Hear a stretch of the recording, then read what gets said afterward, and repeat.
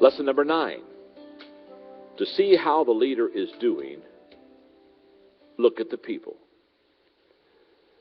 Again, Max Dupree, who has taught me so much about leadership, said the signs of outstanding leadership appear primarily among the followers.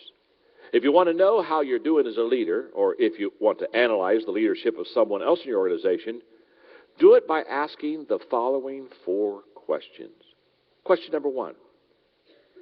Are the people following? That's a great question to ask about a leader. Are the people following the leader? All leaders have 2 common characteristics. First, they're going somewhere, and second, they're able to persuade other people to go with them.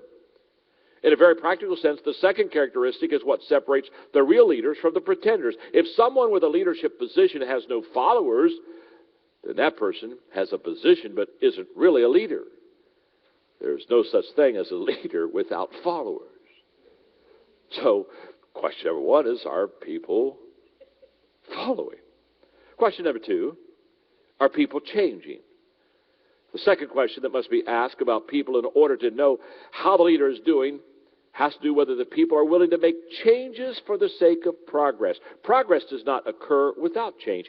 Harry Truman commented, men make history and not the other way around. In periods where there is no leadership, society stands still. Progress occurs when courageous, skilled leaders seize the opportunity to change things for the better. Question number 3, are the people growing? My longtime friend Dale Galloway one time said to me, the growth and development of people is the highest calling of a leader. If you'll skip a paragraph, go to where I talk about Walter Bruckhardt, former vice president of Circuit City, remarked, the top 5 factors of excellence in an organization are people, people, people, people, and people. As a leader, my success in developing others will depend upon my high valuation of people. This is an attitude issue. High commitment to people. This is a time issue. High integrity with people. This is a character issue. High standard for people. This is a goal-setting issue. And high influence over people. This is a leadership issue. Question number 4. Are the people succeeding? Leaders may impress others when they succeed, but they impact others when their followers succeed. So that's an incredible question for me to ask myself. It's also a tremendous lesson I've learned. If you really want to see how well a leader is doing, look at the followers. Quick thought, I do a lot of international training and teaching. And I meet with, a lot of times I have the opportunity to meet with presidents of countries. In fact, I'm getting ready to go to Latin America in just about a month. And I'll be in 5 Latin American countries and be meeting with 4 presidents of those countries. When I see them alone, one-on-one time, I always ask them a question. When you're through leading this country, will your people be in better shape then than they are now? Are you making it better for your people? That is the leadership question. Because what, as leaders, we should be doing is adding value and lifting those around us. That's why leaders are leaders.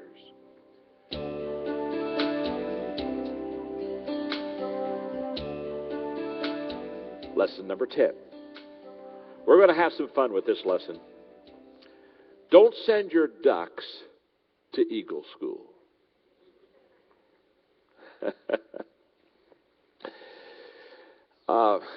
I like Krispy Kreme donuts.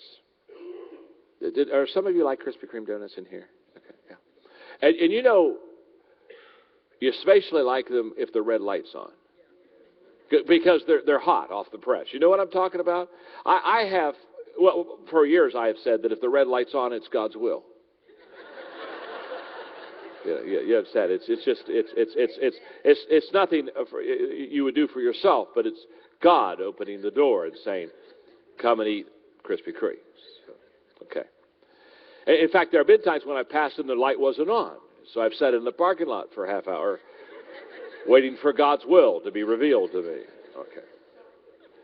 I'll never forget one evening many years ago. Margaret and I stopped at a Krispy Kreme place, and the light wasn't on, but we said we want one anyway. So we went in, and much to our surprise, when we got in there, they were just coming hot off the press. And I looked at the girl, and I said, "You don't have the light on." Oh, she said, "Oh, I never turn that light on." She says, "You turn that light on, people just start pulling in the parking lot." And she said, "I'm telling you, I get busy." And she said, "It's just too much work." And she said, "I just found out a long time ago, just keep the light off, and you just don't have as many people bothering you." Now, what's wrong with this picture? I mean, this one lady put me into an emotional spin. All the things I love and believe in and teach. And she said, "Well, I don't turn the light on. You know, boy, you deal with customers, and dear God, you're going to be busy and all that stuff. Just keep the light off." And I walked away from that experience and said, there's a duck that you never want to send to Eagle School. Hey, you talk about the light not being on in Krispy Kreme. Let me tell you somewhere else the light's not on. Let me tell you somewhere else where nobody's home. Okay. There are 3 reasons not to send your ducks to Eagle School. Oh, but by the way, huge mistake I made here. I spent years thinking I could turn ducks into eagles. Hey, I have wasted a lot of time taking people who go quack, quack, and trying to make them fly, fly. I waste a lot of time, I waste a lot of money, waste a lot of effort. Hey, I waste a lot of their time, waste a lot of their strength on this issue. So huge weakness. Okay. You know what my weakness was? I would see a duck would come to whatever I was leading for employment, and I'd say, "Oh, I know they're a duck. They look like a duck. They talk like a duck. They waddle like a duck. I think they're a duck." But they've never worked with me. And boy, if I could just get them in my organization, if they could just get under my influence and they could get my teaching, if they could just read some of my books, the quack, quack would be gone. Can I tell you something? I overestimated them and me. Neither one of us were that good. Okay. If you send ducks to Eagle School, you will frustrate the ducks. Leadership is all about placing people in the right place so that they can be successful as a leader. You need to know and value your people for who they are and let them work according to their strengths. There's nothing wrong with ducks. Just don't ask them to soar or hunt from a high altitude. It's not what they do.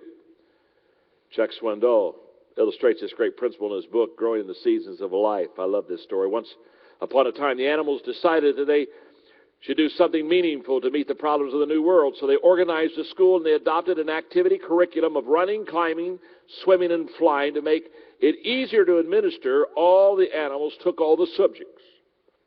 The duck was excellent in swimming. In fact, he was better than his instructor was. However, he made only passing grades in flying and was very poor in running.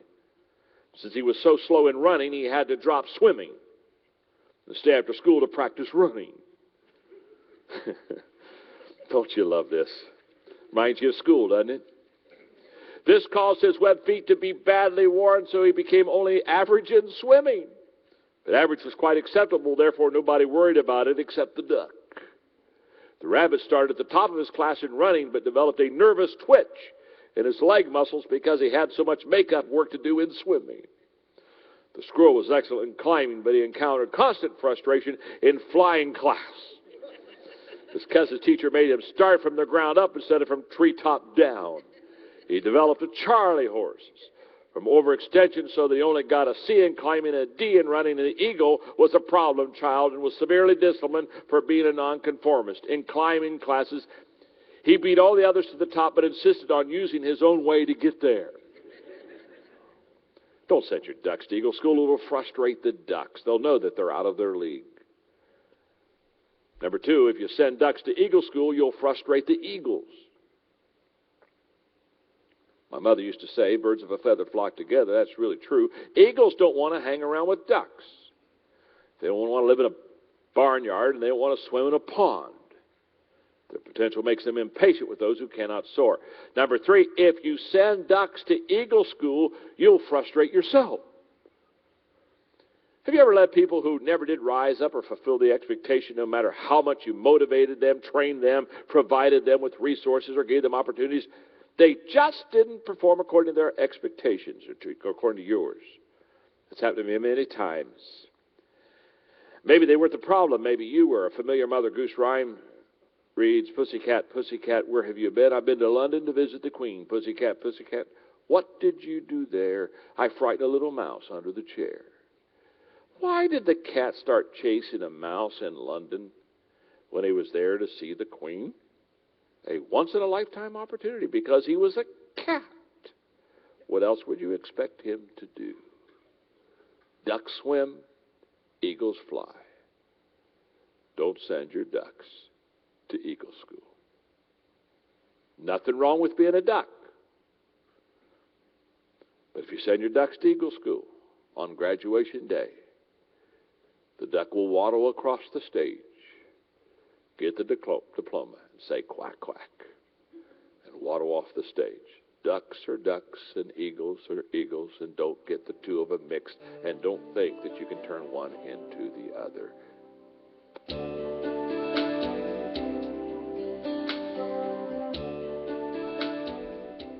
Lesson number 11.